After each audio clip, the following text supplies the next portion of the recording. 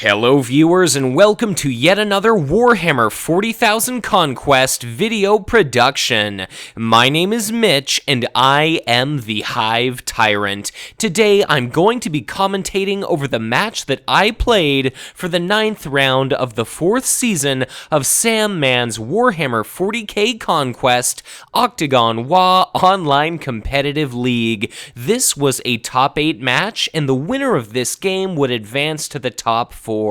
In this video, I played against a gentleman by the name of Kevin, better known as the Octagon user Corvus, who just so happened to be the Octagon WA champion from the past most recent season. So, as per usual, I just want to take a moment to preface this game by saying that, although at this point in my LCG career, I've interviewed what still feels like practically innumerable tournament champions and incredibly skillful players, my personal estimated total number of games played still remains somewhere around 20. So while I frequently talk to the experts and feel like I do have significant competitive potential, I'm still missing an underlying understanding of a great many basic and fundamental elements of gameplay that would certainly stand to make me a much more formidable player. So I definitely make a few suboptimal plays during this video, but for that very reason, I ask that you please leave comments, constructively criticizing and making suggestions for how I could improve, because with your assistance, hopefully someday, I can indeed reach the level of skill and experience required to become a truly competent tournament player. So, if you enjoy this video and would like to see me play out and commentate more matches of my own, be sure to let me know in a comment. But in any case, let's get our video started with myself as Ragnar Blackmane and Corvus as Packmaster Kith. Alright, thank you very much for joining me today for a very special match of Conquest, because whomsoever ends up winning this game today is going to advance to the top 4 of the 4th season of Sam Mann's Warhammer 40k Conquest Octagon WA Online Competitive League. As you can readily see, I've once again taken up the tried and true reins of the Space Wolf, Space Marines faction warlord Ragnar Blackmane, and believe it or not, for the second time in my entire life, I'm going to be running up against the likes of Packmaster Kith, and I think it's fair to say that Corvus is probably on a whole other level of skill relative to my previous Dark Eldar experience. But I end up keeping my opening hand, not taking a mulligan, and my thought process was this. In assessing our layout of planets, we can see a victory condition incredibly early, as soon as our 3rd planet. In fact, each of our first 5 planets all have a red material icon, so this is looking to be an exceptionally short game indeed. Planet number 1 is Karnath, which allows me to trigger the battle ability of any other planet in play, namely Taurus is there at planet number 3, so that was definitely always in the back of my mind. Packmaster Kith generates Chimera, those equate to a large unit count, and if I could leverage that in my favor at planet 1 or 3, I'm totally fine with that. I wanted to try to leverage as much aggression as possible against Kith, just to really, use Taurus to the utmost of my ability and just possibly destroy her before she ended up reaching that critical Chimera swarm mass. But planet number 2 was essentially useless. It was Yavvarn, so that could have potentially worked in my favor. Kith doesn't normally run a lot of expensive units, but then again, neither does the deck that I'm playing today. We can see that planet number 4 is Aatrox Prime. That could have been very valuable in killing off Chimera, potentially blasting Kith's HQ, and planet number 5 there was Farron, and because that allows me to rout target non-warlords, I was thinking that it's probably good to play as aggressive as possible, again, just because if I play a longer game, Kith could potentially go to Farron, rout some of my units, use a Chimera Den to relocate Chimera, and just make things an absolute nightmare for me. But But speaking of absolute nightmares for me, Corvus took quite a bit of time to decide what he wanted to do in regard to mulliganing or not. He ultimately decided not to, and I think it definitely paid off for him because he's the player with the initiative token and he has a Solarite Evetus now to the first planet. I put out a copy of the Honored Librarian. That's part of the reason why I wanted to hold onto my hand. I figured that with Ragnar, with a Librarian, I could just keep pressuring those first, few planets and just deal out a ton of damage using Ragnar as a bit of a damage sponge to make sure those 2 HP Honored Librarians weren't being outright destroyed. But the Solarite, because it deals out 2 points of damage to anything that successfully deals damage to it from an attack, that was an immediate problem for me. But Corvus plays out a raid, so for the first time in my life, I lose 1 resource, he gains 1 resource. In assessing the remaining cards in my hand here, I was trying to be incredibly mindful to either Kith going for the card or resource choke on me, and I was really only wanting to play out units to a planet where I could potentially win their resource bonus back. So I wanted to go into combat being able to rely on effects like I started the game with a Drop Pod Assault and Eager Recruit. At the present moment, I've got 3 resources remaining, so I'm trying to think. I want to be able to go into combat being able to rely on that event, on that ambush unit. Should I play out any command units? My opponent still has 4 resources. Granted, some of that could have been saved for things along the lines of a Clavex War Leader or an Archon's Terror, but I'm just trying to think, what can I put out so that my opponent doesn't just play out a 2 command icon unit like an Incubus Warrior or a Slith Mercenaries to basically trump me. And because I was trying to go for such a hyper-aggressive game, I was trying to think, okay, I want all of these units to potentially be within the first 3 planets if possible, just because I really want to milk every drop of value. So I ended up putting out the Rattling Deadeye to planet number 3. It happens to be Taurus. I knew that at some point I was likely to send Ragnar there. It's my victory condition planet if battle at the first planet ends up going well for me. But I'm trying to think, where else do I want to put units? Much to my chagrin, much to my dismay, I see a copy of the Incubus Warrior put out to planet number 3. Corvus and I are on Skype, so it's a little bit difficult for me to remember exactly when during the deploy phase I passed. He happened to remark that he's yet to meet anyone that takes quite so long to make up their mind as he does. I'm not sure if I ultimately bested him or not, but he did afford me a little bit of a compliment that it was a very thoughtful thing. If a player takes a lot of time, hopefully they're skillful enough to see myriad different options, and I happen to retort, maybe they just suffer from an anxiety disorder or analysis paralysis like I do. But 5th planet, I ended up putting out a copy of the Iron Guard Recruits. Why did I do that, you ask? Well, I was thinking that the Iron Guard Recruits could effectively recoup their cost. The Farron planet is worth 2 resources. The Iron Guard Recruits cost 2. I figured that if all things go as I was hoping they would, they'd basically pay for themselves, and having a unit in play is better than nothing at all. Especially in the early game, I figured, Kith is our number 1 competitive warlord. I was going to take a little bit of a risk. And just going into the command phase, I've finally passed. My opponent puts a Void Pirate out to planet number 4. I was just trying to make up my mind. Do I want to go after that Void Pirate, deny him 2 cards, kill off the Void Pirate? Do I want to go to Taurus to potentially win the battle ability there? Or do I want to just try to pressure planet number 1? And my mind was kind of bouncing back and forth. Do I want to pressure planet number 1? Because if I won planet 1, I could trigger Taurus, planet number 3. But I'm just trying to assess, unit totals. Granted, Packmaster Kith's total is pretty low. We're both matched at 4. She'd potentially go to 5 with a Chimera.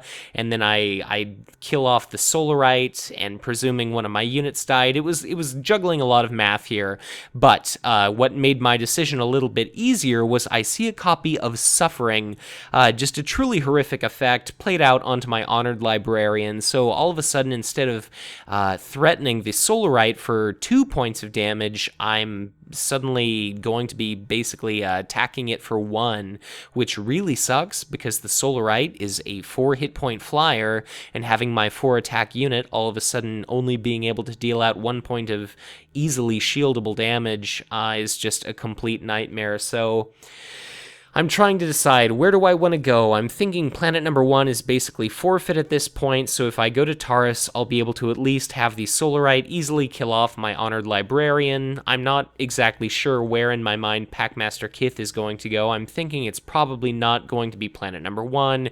It's maybe going to be planet number 5, but there's not really anything I can do about that, so I'm just trying to think, where exactly do I want to go? And I do end up deciding on planet number 3. Kith goes to planet number 5. Note, at the present moment, I've got 4 grand total army units, and Packmaster Kith presently has 4 units, but the Solarite is basically guaranteed to kill off my Honored Librarian. I don't have any resources at the moment, but we're about to do our command struggle resolution. Kith is trying to decide, does she want to generate a Chimera token? It would put her at 5 total units. The Solarite would kill off my Honored Librarian, and then I'd drop down to 3. I'd kill off the Incubus Warrior, and Kith would have basically 4 units to my 3, and I'd be able to activate Taurus. So Kith is not actually going to generate a Chimera token, so just, some fantastic play on behalf of Corvus here. Certainly he did not win the previous season's Octagon WA by being a piss-poor player, so just spectacular play on his part. In regard to command struggles, looks like I'm going to end up tying at planet number 1. Planet number 2 is moot. Planet number 3, I will fortunately manage to win. I was pleased to at least have the opportunity to have done that, but Corvus has got that Void Pirate at planet number 4. That's really rough for me. And of course, at planet number 5, my Iron Guard recruits are essentially not going to be able to do anything owing to Packmaster Kith sitting there. So, at the present moment, we finally move to resolve our command struggles. I'm only going to be able to win command on 1 planet, which means a grand total of 1 card and 1 resource for me. And quite the discrepancy here, 2 cards and 3 resources for Corvus. So I end up drawing a copy of Crushing Blow. And definitely leave a comment regarding this, because I was very much in a dilemma in regard to how to resolve combat. We're going to see battles at Planet 1, Planet 3, and Planet 5, and I was really not sure what exactly to do with my Honored Librarian here, so I've got the incoming attack. I could either shield using my copy of Blackmane's Hunt or my Crushing Blow to try to deal out a little bit of damage to the Solarite, but my Honored Librarian's got that attached copy of Suffering, and I was really at a little bit of a loss. This Solarite, I know that just like I was intending to do, Packmaster Kith could keep pressuring the first planet, but I'm just trying to decide, what exactly can I do? I do ultimately decide to go with a Blackmane's Hunt, and I think I've just fulfilled my ultimately quota for the video. So the Honored Librarian only takes 1 point of damage, and the reason why I wanted to do that was just because I wanted to have an opportunity to take a swing for 1 and deal a little bit of damage out to the Solarite. Note that I did not use my copy of Crushing Blow because I didn't want to just load up the Solarite with damage for no good reason. If it was at 3 hit points or 2 hit points, that doesn't matter, so I wanted to save that Crushing Blow to just use more opportunistically later. The battle is going to be won at the first planet. Corvus doesn't have any tremendous options. He's got Yvarn, which normally isn't very good for Packmaster Kith. He's got Taurus, which he's not eligible to play. I'm currently at 3 units to his 4. He's got Aatrox Prime as an option. I suppose if it were me, I'd have, I suppose if it were me, I'd have made the mistake, which I almost just made twice, of using Aatrox Prime to shoot Taurus, which would potentially kill my Rattling Deadeye. It would potentially damage Ragnar Blackmane, but that would put me at a number of units lower than his, and that would allow me to trigger Taurus, because rest assured, when combat initially occurs, if I kill his Incubus Warrior, then that is going to result in, we'd be tied for units, but if he killed the Deadeye, I'd be able to trigger Taurus, and because he's trying to choke me of cards and resources, he definitely wants to avoid that. So again, just awesome play from Corvus. So battle is going to start at Taurus. I've got no option. Not that I don't want to kill it, but I do want to kill the Incubus Warrior. I was a little bit worried that we'd see some shields come out, and then I'd just be very much punished for, trying to kill off this 3-attack, 1-hit point unit here. Granted, we could have seen Iridial at any point as a future planet, and given that the Solarite is nowhere near dead, that was just another reason that I didn't want to use Crushing Blow in the back of my mind. So I felt a little bit bummed out that I didn't actually have the opportunity to trigger Taurus there. My Rattling Deadeye sitting there in my HQ exhausted, totally routed.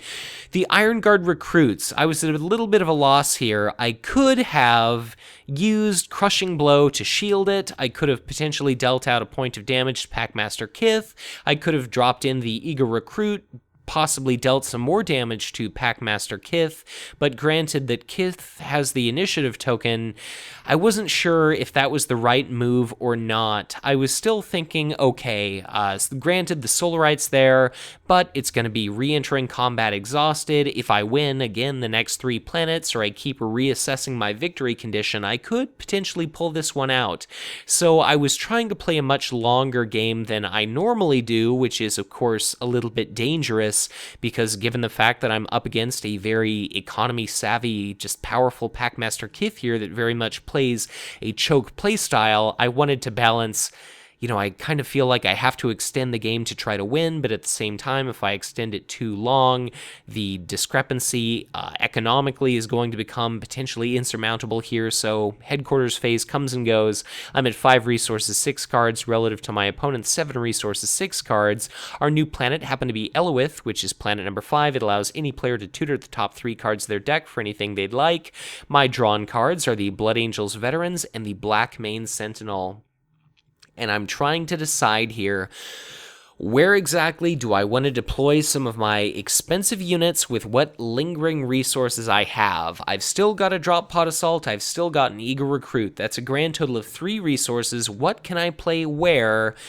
Trying to go into combat with some resources to fund those tricks, but the Blood Angels Veterans is 3, the Sentinel and the Tactical Squad Cardenas are both 2. I was thinking Area Effect could be potentially great in getting around the Solarite's ability and potentially dealing damage to Kith and potentially killing Chimera, so I was very pleased to see that unit. And the Blackmane Sentinel, I was considering maybe putting that out to the first planet just to threaten that planet. I could have sent Ragnar elsewhere, and then, if need be, I could have moved the Sentinel from the first planet to any other planet, dropped an Eager Recruit at planet number 1 to potentially steal that planet there. So I was kind of hedging my bets, kind of thinking Packmaster Kith may not end up going to the first planet. She might drop off the Solarite somewhere else, like her current victory condition, which is Taurus. And for that reason, I put my Blood Angels Veterans there, and I'm still trying to decide what do I want to do in regard to spending resources, and of course any advice is very much welcome, because I felt like I had a lot of difficult choices to make during this game, which is, I'm sure, the hallmark of playing against a good player, is they force you into making a lot of difficult choices. So I'd kind of made up my mind that I'm thinking of sending Ragnar to planet number 2. I could forego the first planet if I need to, and then I could potentially just block off each and every victory condition of Kith's, or I could kind of alter my victory condition here in perhaps going for something other than material, but it all kind of remains to be seen how things break down here. But a copy of Kith's Chimera Masters goes out to planet number 4. It's generating a Chimera token, and I was starting to feel a little bit of fear there. I put out that copy of Blackmane Sentinel to planet number 4, thinking I could just try to tie command in an absolutely desperate situation. I could, basically forego winning, tying a command command struggle at that planet to back up Ragnar someplace, but at this point I'll have no option other than to simply pass. I've got no resources for cards relative to Packmaster Kith's 5 resources and 5 cards. So I've got a bit of, daunting stuff out there on the table, but what exactly are we going to see from Kith? She's going to have a great opportunity to take advantage of basically me having no resources to put out any other army units. There's no 10th Company Scouts. There's absolutely nothing to that effect I could do. No more Rogue Traders or Void Pirates. She's got access to just a wealth of different fantastic units with which to take command of Eluith, or trump me at Farron, or put out additional combat units to planet number 1 and 2. But let's see what Kith does. Packmaster Kith ends up putting out a copy of Warlock Destructor, and that immediately dashes my wildest hopes and dreams of capturing planet number 1, and it also convinced me that Packmaster Kith was probably going to stay far away from planet number 2, just because it seems like that's maybe a complete waste. So, at the present moment, I've passed. Packmaster Kith plays out an Incubus Warrior to planet number 2, which quite conveniently trumps the command icon presence of my Blood Angels veterans there. At the present moment, I've got a grand total of 4 units, and Packmaster Kith happens to have, it looks like 7, so I'm thinking that if I can force a battle at Taurus, I'm going to be able to essentially activate that ability here, and I was thinking Kith is probably not going to go to planet number 1. She's probably not going to go to planet number 3, although that's maybe a possibility. She could go to Farron, but then I'd simply move away my Blackmane Sentinel, so she could also go to planet number 5. So I'm trying to think. I don't want to go to planet number 1. That's just going to result in Ragnar getting really beaten up. I'm trying to think, what can I do in regard to trying to win as many resources as possible to just try to fund this drop pod assault, this eager recruit, and I'm starting to feel that card and resource choke kind of, tightening its grip, starting to strangle me here. But I believe I'm ultimately going to opt for planet number 2. But what else is Kith? Okay, so Kith finally does pass, and I immediately set my Servo Skull to planet number 2. And let's see where exactly Kith is going to go. At this point, we've both decided, and the moment of truth has arrived. So, planet number 2 for both of us. And this is going to be interesting here. So, I'm presented with a few different options. The Solarite touches down, the Incubus Warrior currently exists. I trigger Ragnar's reaction first, since I've got the initiative token, and I'm hoping and praying that it's going to be 2 damage to the Solarite, but my opponent plays out a copy of Raid, so I cannot augment that damage to a killing crushing blow, so the Raid basically just means that that Solarite has nothing happen at all.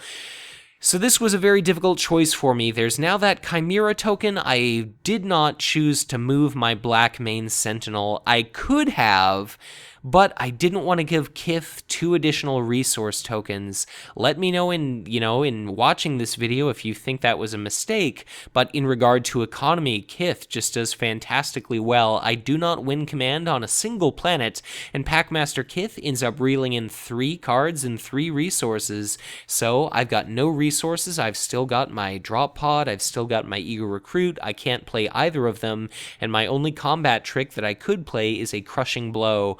So Kith currently has 4 resources and 5 cards. It's enough for a Clavex War Leader. It's enough for 2 copies of Archon's Terror. Battle resolves at the first planet. Packmaster Kith wins that planet entirely uncontested. 2 material, 1 strong point, 2 technology icons. And now I basically have to block off Kith at Taurus next turn, or otherwise chance simply just outright losing the game. So, the Warlock Destructors in Kith's HQ. Combat breaks out at our planet number 2 here. I suppose I was a little bit premature, so we have to wait, of course, on actions, and to my dismay, there's an Archon's Terror, which banishes my Blood Angels veterans, and now Ragnar is looking very lonely indeed at this planet. So, I'm presented with a bit of an option. I could simply use my combat turn to retreat, Or I could try to deal out as much damage as possible with Ragnar, because I know that if basically the game could come down to the following round's combat at Taurus. So I'm thinking I need to basically act while I have the initiative token, while I can try to kill off as many of these units as is possible. So I take a swing at that Incubus Warrior. I do manage to kill it. His Chimera token takes a swing to kill off my Rattling Deadeye. I can't do anything about that. I don't want to use up my Drop Pod Assault. I want to try to save that for the following round. And then Kith takes a swing, deals a little bit of damage to Ragnar Blackmane here. So Ragnar takes 2 points of damage. I don't bother shielding it. And now it's all going to come down to this. The end of the combat round approaches, and all of our units ready. I've got the option to retreat. Do I want to sit and press my luck? Do I want to potentially kill off that Chimera token? Or do I want to just run while I still can? I would potentially risk suffering something like 4 points of damage onto Ragnar, and I basically want him to be able to hang around as long as possible during the following round's combat, just because if he's got 5 hit points left, and then he's bloodied, and then he leaves combat, it just makes it ever so slightly more likely that I can basically beat or stave off Kith winning the game at our following combat, or following planet during the next round. So Kith wins Taurus, but can't trigger the battle ability. Our new 5th planet is Ossus 4, which allows for stealing 1 resource. Both players get 4 resources and 2 cards. I ended up with another copy of Eager Recruit and Promotion. I'm sitting at 4 resources, 6 cards, relative to Kith's 6 resources and 6 cards. The initiative token is once again in Packmaster Kith's hands. It's all going to come down to this planet number 1, and Corvus was actually enough of a gentleman to make sure that I was aware that the victory condition was indeed going to be Taurus. So believe me, good Sir Kevin, I was very much aware that my potentially losing the game was imminent. But truly a stand-up thing for him to toss that out there. Note that Corvus did not pay the resource to keep his Warlock Destructor in play. We end up catching that in, well, I suppose once the combat phase initiates, but I'm not enough of an asshole to deny him the Warlock Destructor being in play because of that forced reaction. So I believe it's players' responsibility to ensure that their opponent does remember being presented with that choice. But my opponent puts out a copy of the Bloodied Reavers to planet number 1. I was not pleased to see that event by any means. It's going to be attacking for 4 on his initiative. I put out a copy of my Tactical Squad Cardenas, and I end up putting a copy of the Blackmane Sentinel to planet number 3. And my thought there was, well, I suppose it was there from the previous round, but I promoted it. And my thought process was that if I can win 2 resources, I can basically transform that Blackmane Sentinel into a drop pod assault.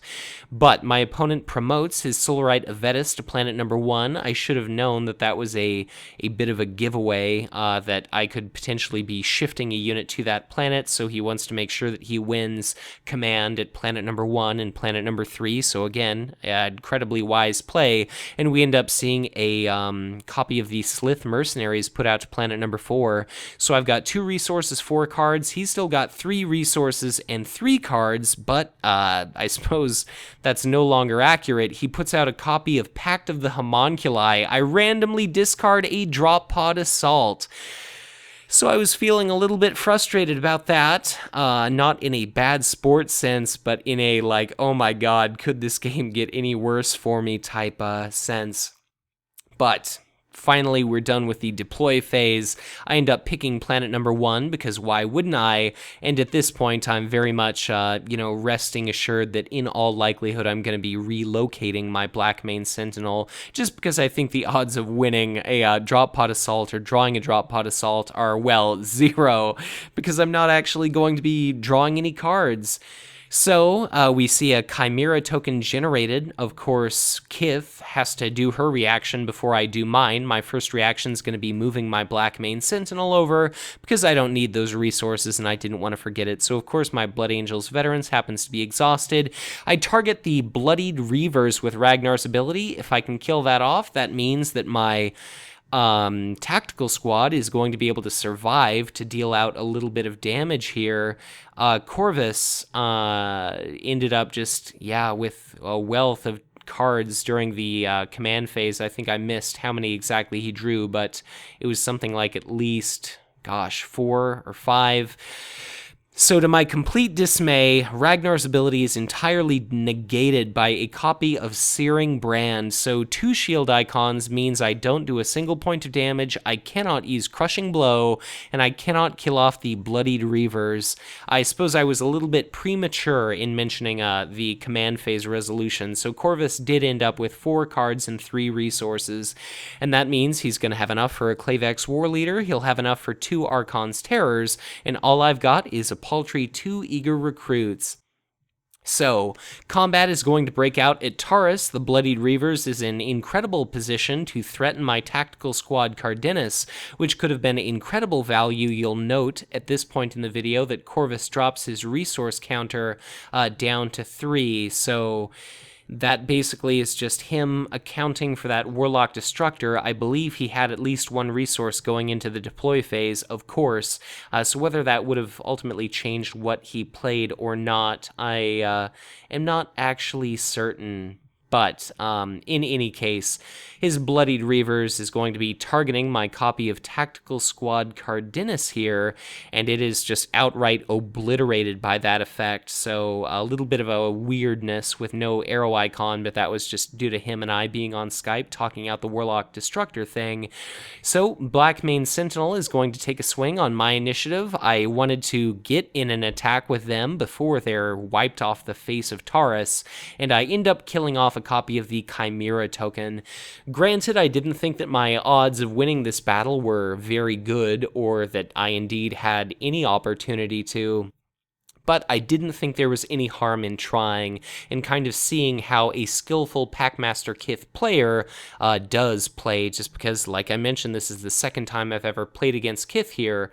So I was struck with a difficult decision. Did I want to save my Blackmane Sentinel with that Crushing Blow, or did I want to save it for later, potentially to kill off the Solarite, or potentially to kill the Bloodied Reavers?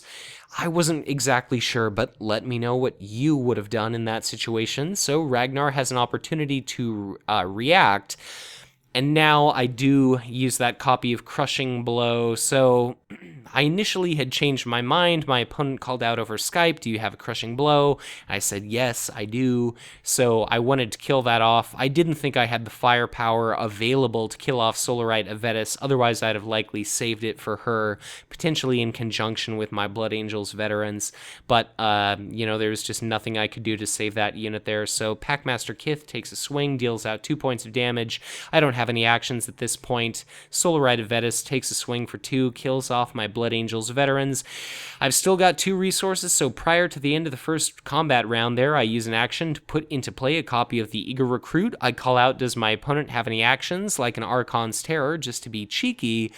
So I'm currently waiting on Corvus. Does he have an answer to my just deadly Eager Recruits here?